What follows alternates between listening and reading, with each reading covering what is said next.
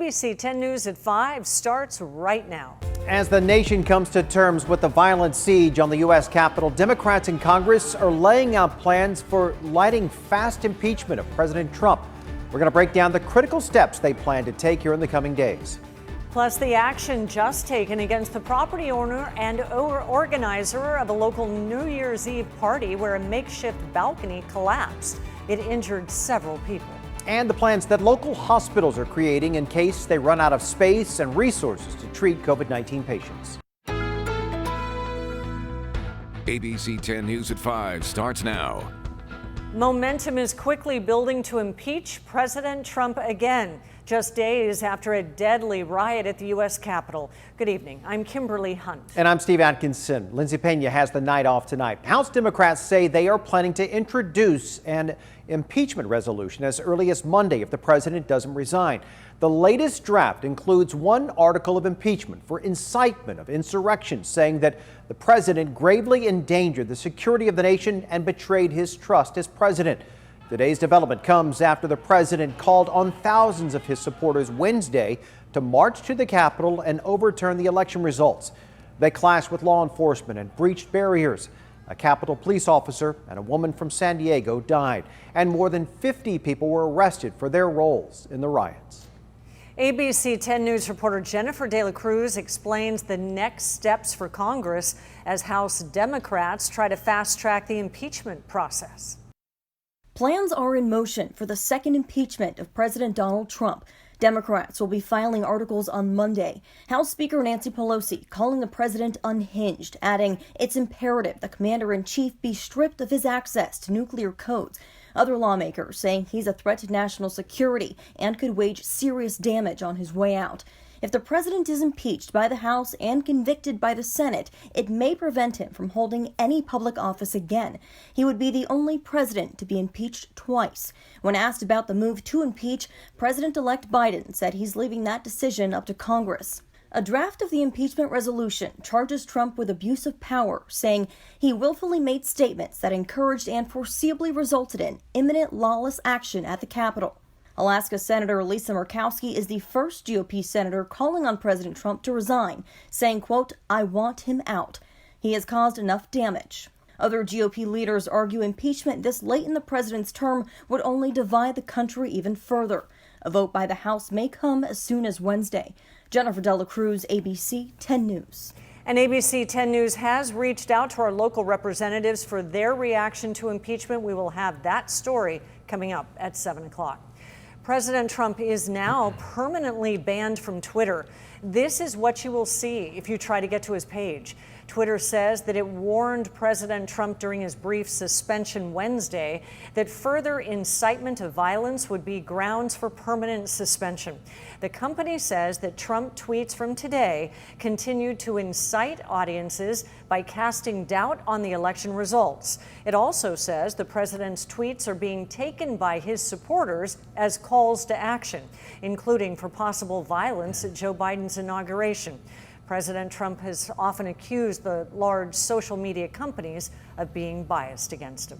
Flags are now flying at half-staff at the Capitol in honor of that Capitol police officer who was killed during the riot. ABC's Andrew Dimbert is in Washington with the very latest. Tonight, the nation is mourning slain Capitol Police Officer Brian Sicknick, who died from injuries sustained during Wednesday's violent attack on the Capitol by supporters of President Trump. The president has not acknowledged Officer Sicknick's death, but the White House releasing a statement which says in part, any time a member of law enforcement dies in the line of duty, it is a solemn reminder to us all that they run toward danger to maintain peace. House Speaker Nancy Pelosi ordered flags at the U.S. Capitol be flown at half-staff in Sicknick's honor. After the colossal failure by law enforcement to secure the Capitol, the House and Senate Sergeant-at-Arms resigned. Capitol Police Chief Stephen Sund says he will also step down. Some of the outrage leading to the resignations is in regard to how law enforcement allowed thousands of perpetrators who broke into the halls of Congress to just walk away rather than arresting them. Efforts are now underway to identify and arrest those who participated in the insurrection. But this man who put his boots up on Speaker Nancy Pelosi's desk has now been arrested. And after whipping up the angry mob and directing them to march on the Capitol, in a new video, President Trump now condemning them. Like all Americans, I am outraged by the violence lawlessness, and mayhem. But a growing number of lawmakers are blaming Trump for inciting the attack on an equal branch of the U.S. government. Efforts to immediately remove him from office are gaining steam. This is urgent. This is emergency of the highest magnitude. The Pentagon even confirming that they have discussed the security of America's nuclear weapons with Speaker Pelosi. A growing number of Republicans now suggesting they are more open to impeaching Trump. Senator Ben Sasse from Nebraska telling CBS, I believe the president has disregarded his oath of office. The outgoing president confirming what many have suspected for months, tweeting, I will not be going to the inauguration on January 20th. One of the few things he and I have ever agreed on. It's a good thing I'm not showing up. If Trump stays true to his word, he'll be just the fourth outgoing president not to attend his successor's inauguration. The last president to skip the ceremonial symbol of democracy, President Andrew Johnson, some 152 years ago.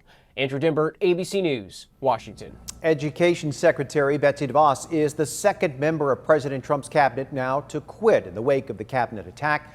DeVos called the president's incitement of the crowd the inflection point in her decision. Multiple reports indicate that White House counsel Pat Cipollone is also considering resigning. Close Trump family advisor Hope Hicks says that she is leaving next week, but says her departure is because of scheduling and not as a result of the events at the Capitol. The man photographed sitting at House Speaker Nancy Pelosi's desk during the Capitol riot is now under arrest. That's Richard Barnett of Arkansas. As you can see, he put his feet up on the desk and was later seen outside on the Capitol steps with a piece of Pelosi's mail. He then did this interview. So I figured, well, I'm in her office, I got blood in her office, I'll put a quarter on her desk, even though she's worth it, and I left her a note on her desk. Federal officials say that Barnett faces multiple charges, including violent entry on Capitol grounds and theft of public property. You can stay on top of any new developments in the Capitol with the 10 News app. A free version is available in the App Store. The San Diego city attorney is going after the landlord and the organizer of a New Year's Eve rave in Miramar, which ended in a stage collapse and several injuries. As ABC 10 News reporter Michael Chen tells us, the party organizer allegedly hosted numerous illegal events during the pandemic. This was the aftermath of the New Year's Eve rave inside a Miramar warehouse. Liquor bottles and cups scattered everywhere. And 3 people hurt after a makeshift stage collapsed. Hundreds attending a party that was held in violation of public health orders. The city attorney's office now filing a civil complaint against property owner Bradley Murray and party organizer Charles Smith of Syndicate Entertainment Group. Among the allegations, a lack of permits and numerous code violations, including a lack of fire exits and a poorly constructed stage. The complaint alleges the site has hosted numerous illegal events during the pandemic, including concerts and wrestling matches, all of them streamed online. In a statement, City Attorney Mara Elliott says our office took swift action to hold them accountable and let the public know that the City of San Diego will not tolerate conduct that imperils the health and safety of San Diegans. Elliott is seeking fines described as significant, along with a temporary restraining order and permanent injunction for future events. On an Instagram page identified as Syndicate Entertainment Group, this message posted a week ago. With a heavy heart, I'm making the decision to permanently close business indefinitely. Michael Chen, ABC 10 News. We reached out to Syndicate Entertainment. We've not yet heard back. One of the allegations in the complaint is unfair competition, running a business in violation of health orders while others are shut down. This morning, Governor Gavin Newsom presented his $227 billion budget proposal for the year. It includes the largest education budget the state has ever seen. But as our ABC 10 News reporter Rena Cano explains, the money may not directly help every student in the state. An unprecedented education budget for an unprecedented year of challenges and recovery. $85.8 billion, the highest investment per pupil that the state has ever ever advanced. Of that $2 billion will go towards immediate action to accelerate and incentivize schools to return to in-person instruction starting in February. That will make a difference for some schools. Troy Flint with the California School Boards Association says while that may help more affluent communities or areas where the virus is under control, that money will not go to schools where the infection rate is so high they cannot reopen. In areas where people are more skeptical that students will be safe in the spring, where there may be more challenges in the home or in the communities, and where the districts may not have as much capacity in terms of staffing, this may not be the solution. Wednesday, superintendents of 7 of the largest public school districts, including Cindy Martin of San Diego Unified, wrote a letter to the governor addressing this inequity issue. The governor's current proposal includes $4.6 billion to address learning loss, particularly to help low-income students. Whether it is going to be sufficient for some of the districts that have greater challenges, like many of our urban districts, remains to be seen. Newsom says he has a meeting scheduled with the superintendents on Monday. Flint hopes that meeting will produce some more clarity in the language of the budget. Are there going to be uniform state standards? If not, is there going to be more support to meet the specific demands of local communities? Rena Nakano, ABC 10 News. And lawmakers will have until June 15th to pass the budget in the state legislature. A fire gutted the garage of a Bostonia home and killed hundreds of snakes. The blaze started about 5:45 this morning at a home on Pepper Hill Drive. Crews arrived to find flames coming out of the garage. One person was inside the home when the fire started, but was startled awake by one of the dogs barking and got out safely. Firefighters say 100 snakes were killed in the garage fire. The San Diego Humane Society also rescued a 10-foot snake, 2 tortoises, and several rats. A local brewery is defying public health orders and serving in-person customers. I've kind of lost track of the dates and times. I know that we're just doing what we need to do right now to keep going. Coming up, the company's co-founder explains the logic behind the decision. Plus, the pandemic is making tax season more complicated for millions of Americans. We'll sort through the different ways that you may be impacted and what experts say you should keep in mind before you file. And Jeopardy is getting ready to air its final episode with iconic host Alex Trebek. Why there will be no goodbye or special sign-off. ABC 10 News is back in 90 seconds. Here is the host of Jeopardy, Alex Trebek. Thank you, Johnny. A remarkable era of television comes to an end tonight. Jeopardy will air its final episode, hosted by the late, great Alex Trebek. Trebek died less than 2 weeks after tonight's episode was shot. As ABC's Alex Stone reports, there will be no final farewell or special message to viewers. To so many, he is Jeopardy, the voice, the elegance. Welcome to America's favorite answer and question game, Jeopardy! Admired by fans who have been watching for decades. Tonight, after 8,200 episodes over 36 years, Trebek's final show, taped only 10 days before he passed away on November 8th during an 18-month-long battle with stage 4 pancreatic cancer. Now, normally the prognosis for this is not very encouraging, but I'm going to fight this. Trebek working throughout his fight, the show's executive producer, Mike Richards. I didn't know how much pain he was in, but obviously he was battling. And so for me, it was just emotional that he was there back at his lectern doing what he loved to do.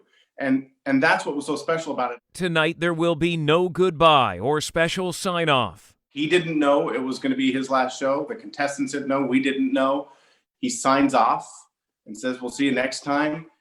So you'll see a man at the peak of his powers. And even though he may not have known it would be his final goodbye, on Monday night's episode, Trebek addressed viewers directly in a message urging compassion during the global pandemic. To open up your hands and open up your heart to those who are still suffering because of COVID-19. People who are suffering through no fault of their own. We're trying to build a gentler, kinder society. And if we all pitch in just a little bit, we're going to get there. That message even the crew didn't know was coming. I think he was trying to lift us up as bad as he felt he was there with that speech trying to lift us up. It is a tough goodbye for members of the Jeopardy team and Trebek's fans. They are the most important elements in my life outside of my family and friends.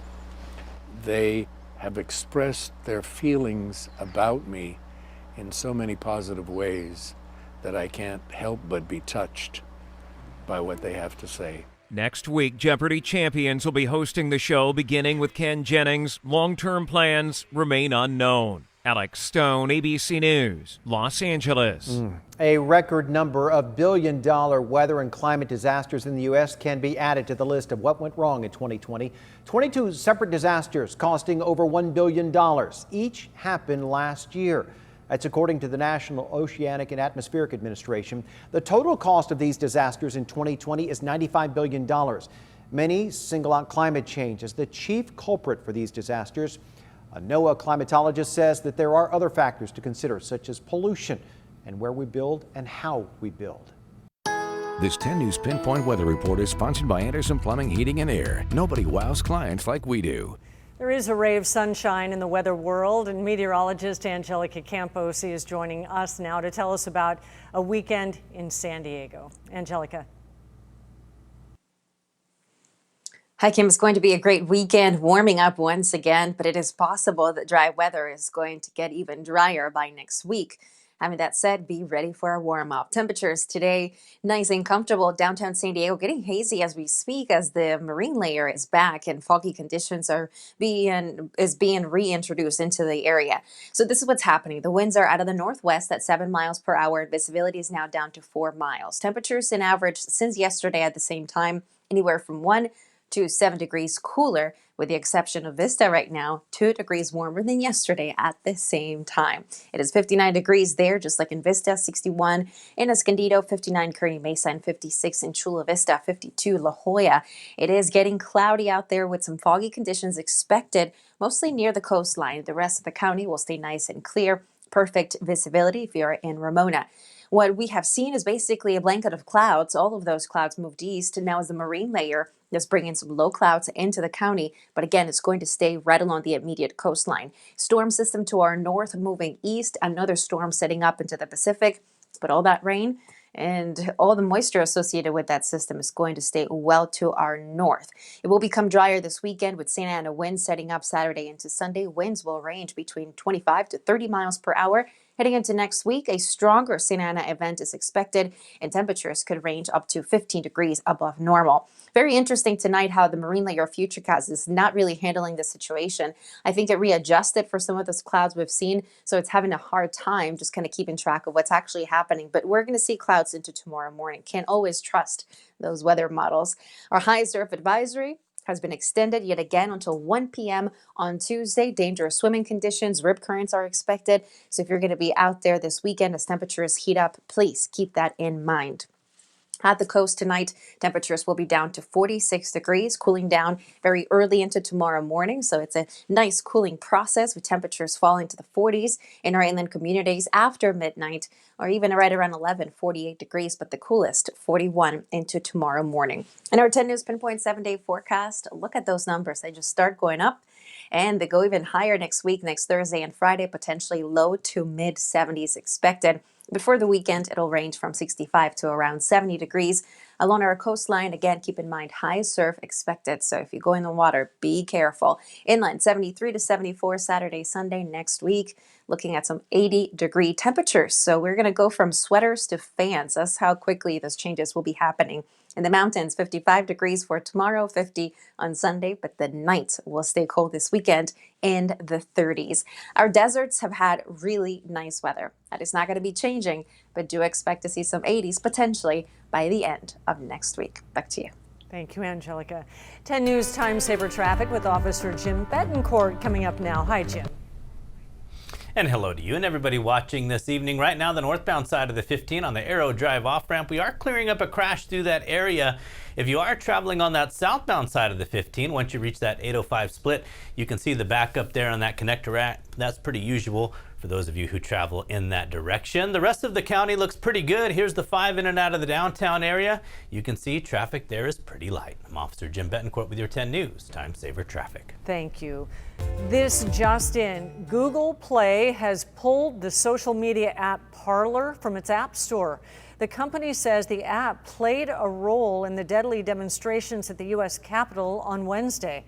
Google says it has a policy that says apps that have user-generated content must have policies that moderate things such as content that incites violence. The app is popular with conservatives as well as far-right extremists. And county health officials explaining why the first round of COVID-19 vaccine is taking longer than expected to administer. Coming up, the new plan being rolled out to speed things up. Skycam Views, sponsored by Carlsbad Solar.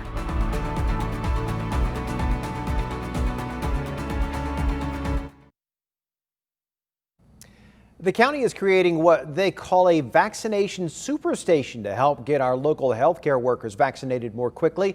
It will have more capacity than the current locations, and the hope is to do as many as 5,000 vaccinations each day. The superstation will be at the Padres tailgate lot at Petco Park. Any healthcare worker in Tier 1 that can make an appointment. The superstation opens Monday. It will be open from 7 to 7, 7 days a week. And county health officials have also released an update on where we stand in the COVID-19 vaccine rollout. Our ABC 10 News reporter Marie Cornell shows us what's ahead in the plan. County health officials addressed the Sandag Board of Directors, letting them know why it's taken longer than expected to get those in the first phase vaccinated. The rollout for hospitals has been challenging because they've been doing tremendous amount of patient care with the number of COVID patients and what they're dealing with ICU, and they're then having to also do vaccinations. So there's tremendous amount of pressure, not just on the hospitals, but also our community clinics and physician practices. So everyone's been impacted, if you will, but they are moving as quickly as they can. County health officials also point to the holidays as causing delays, but they are working to speed up the process and get more people vaccinated at a time, especially as the county moves towards the next tier of vaccinations, which is expected to happen by February. They have already enlisted the help of firefighters who are being trained to become vaccinators. And as more vaccines become available to the public, the county will be releasing details of the system they've created that will notify people when it's their turn to get the vaccine. One location where people can register and can give their information, and then it could tell them when we think, or when they are available, or when their tier is up, or when their time is ready to get vaccine, and then what to do and where to go. Marie Cornell, ABC 10 News. A local brewery is defying public health orders and serving in-person customers. The decision to open up and get back to work was essentially made after lots of thoughtful consideration. Coming up, the company's co-founder explains the logic behind his decision, and researchers say the Pfizer vaccine appears to neutralize a key mutation of the COVID variant found in the UK. We go in depth about what makes this different than the original strain of the coronavirus.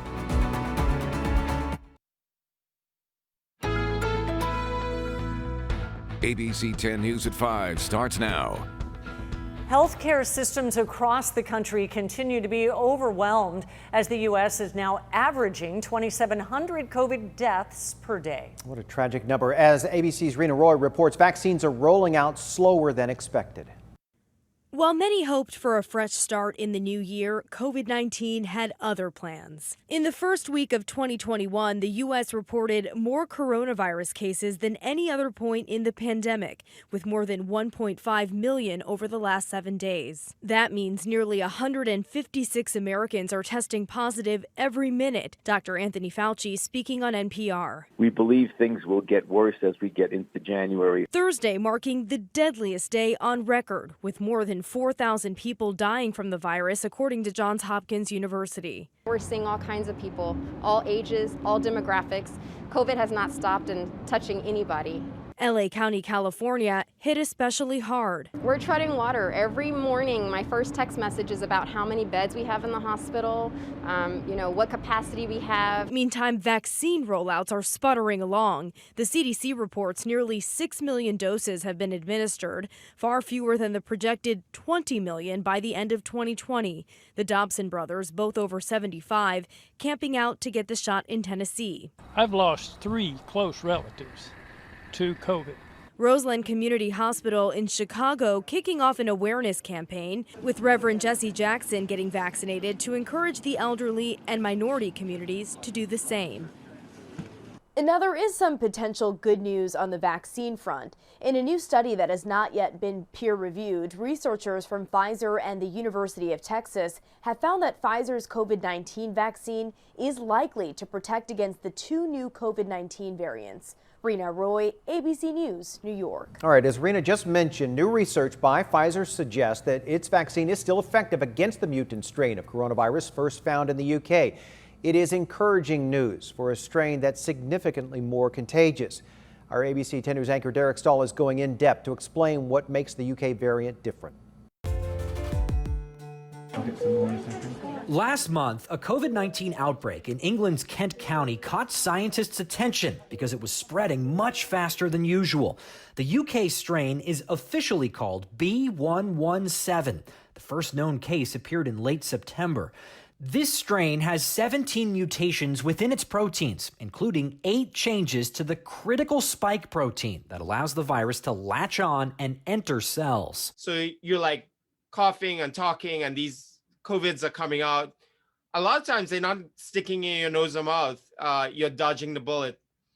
But these ones, they're like, as soon as they go into your nose or mouth, it's like, stuck. UC San Francisco's Dr. Peter Chinhong says the stickier spike protein is a major reason the UK variant seems to be at least 56% more contagious. However, there's no sign yet it's any more deadly. One of the spike mutations may also allow the strain to linger higher up in the body of an infected person rather than deep inside their lungs. Dr. Shane Crotty is at the La Jolla Institute for Immunology. It's possible that it's more transmissible because it essentially grows better in the upper respiratory tracts. And so there's more virus present in one person to breathe or cough onto another person. Despite the mutations in the spike protein, a new study by Pfizer suggests its vaccine still works based on blood samples from 20 patients. Similar studies on the other leading vaccines are still underway. Any one mutation should really only be affecting like 1% of your immune response, something like that. That's because antibodies gang tackle viruses from all sorts of directions. It's like pointing 1,000 guns towards the spike protein. So even if you take out, one that may be rendered useless by the variant, you still may have 999 left. Viruses mutate all the time as they make mistakes copying themselves. But scientists say seeing 17 mutations pop up at once is very unusual. Experts believe the UK strain likely emerged from a single patient with a compromised immune system who battled the virus for a long time. The longer the virus survives in someone and replicates, the greater the chance it'll make mistakes. Derek Stahl, ABC 10 News. Great explanation. All right, the White House task force says there could be a fast-spreading U.S. variant of the coronavirus. Reports sent out by the task force on January 3rd warn of the possibility of a new variant. It also notes this fall and winter surge has been nearly twice the rate of rise of cases as the spring and summer surges. The task force is calling for aggressive mitigation. That simply means wear a face mask and vaccinating as many people as possible. We're trying to save the business. We've worked for 11 years to build this brand. After spending nearly 10 months complying with state and county health orders, a local brewery has decided to push back and reopen all of its locations for in-person dining. ABC 10 News reporter Mimi Alcala explains why this decision comes now.